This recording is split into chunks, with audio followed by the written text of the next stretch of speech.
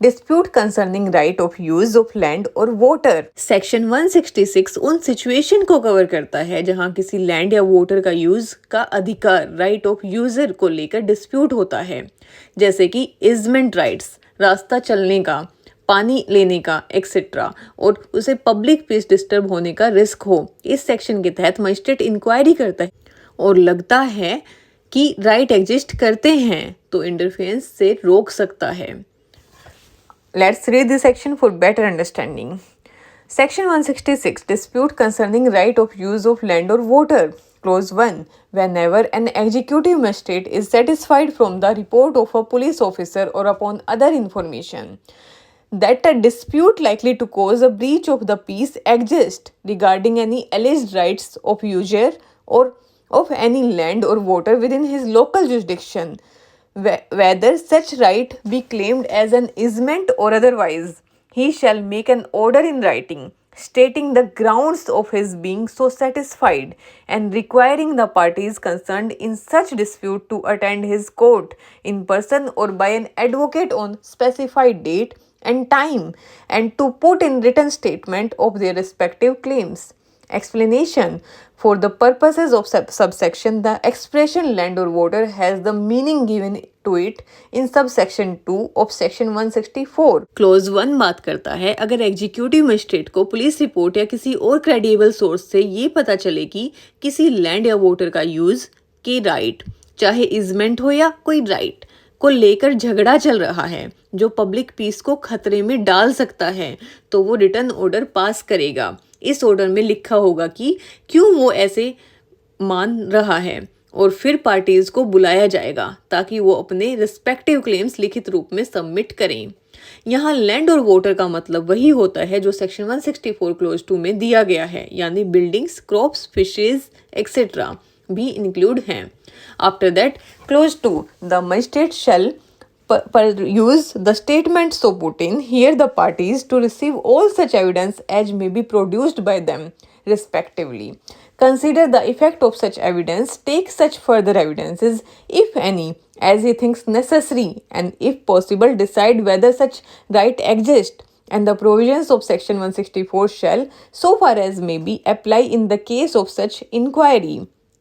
Close 2 बात करता है कि मजिस्ट्रेट दोनों पार्टीज के स्टेटमेंट्स पढ़ेगा, उनको सुनेगा, उनके सबूत देखेगा, जरूरत हो तो और एविडेंस लेगा और अगर पॉसिबल हो तो ये डिसाइड करेगा कि क्या वो राइट्स एग्जिस्ट करते हैं या नहीं। इस इंक्वायरी में सेक्शन 164 रूल्स भी अप्लाई होंगे जहां पॉसिबल हो। After that close 3 If it appears to such magistrate that such rights exist, he may make an order prohibiting any interference with the exercisable of such right, including in a proper case, an order for the removal of any obstruction in the exercise of any right, provided that no such order shall be made where the right is exercisable at all times of the year, unless such right has been exercised within 3 months next before the receipt under subsection 1 of the report of a police officer or the information exercised within 3 months next before the receipt under subsection 1 of the report of a police officer or other information leading to the institution of the inquiry, or where the right is exercisable only at particular seasons on a particular occasions, unless the right has been exercised during the last of such seasons on the last of such occasions before such receipt. मतलब अगर magistrate को लगता है कि ऐसे right exist करते हैं तो वो ऑर्डर दे सकता है कि किसी भी पार्टी को उस राइट में इंटरफेयर करने से रोका जाए।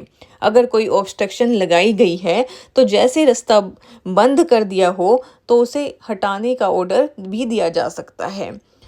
In case of provision magistrate तभी ऐसा ऑर्डर देगा अगर राइट हर समय यूज होने वाले हों, तो उसका यूज पिछले 3 महीने में किया गया हो, और अगर राइट सिर्फ कोई किसी स्पेसिफिक सीजन या ओकेजन में यूज होता है तो वो लास्ट सीजन या ओकेजन में यूज किया गया हो।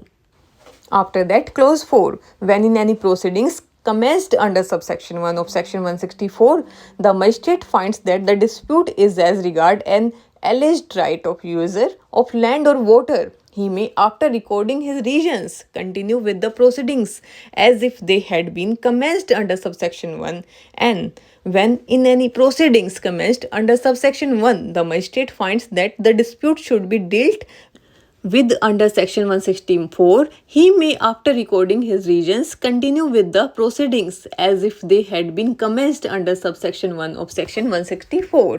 क्लोज 4 बात करता है, अगर किसी केस में मजिस्ट्रेट ने ओरिजिनली इंक्वायरी सेक्शन 164 के अंडर शुरू की हो, लेकिन बीच में उसे लगे कि इशू तो एक्चुअली राइट ऑफ यूजर का है, जैसे इजमेंट, तो वो रीजन रिकॉर्ड करके इंक्वायरी को सेक्शन 166 के अंडर कंटिन्यू कर सकता है।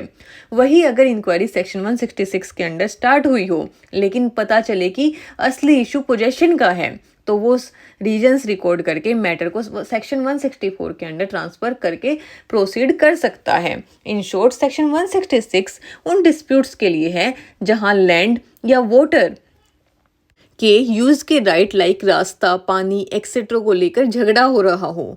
अगर ये झगड़ा पब्लिक पीस को डिस्टर्ब कर सकता है तो मजिस्ट्रेट मैटर में इंटरफेयर करके राइट एग्जिस्ट करता है या नहीं, ये डिसाइड करता है।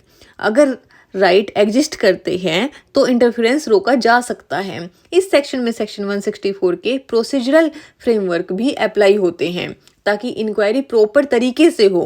ये एक फ्लेक्सिबल और प्रिवेंटिव रेमेडी है ताकि सिविल राइट्स को प्रोटेक्ट करके लॉ और ऑर्डर बना सकें। If you found this video helpful, don't forget to like, subscribe and share. Your support helps us create more free legal content. Drop your questions in the comments below. We love hearing from you. Thank you.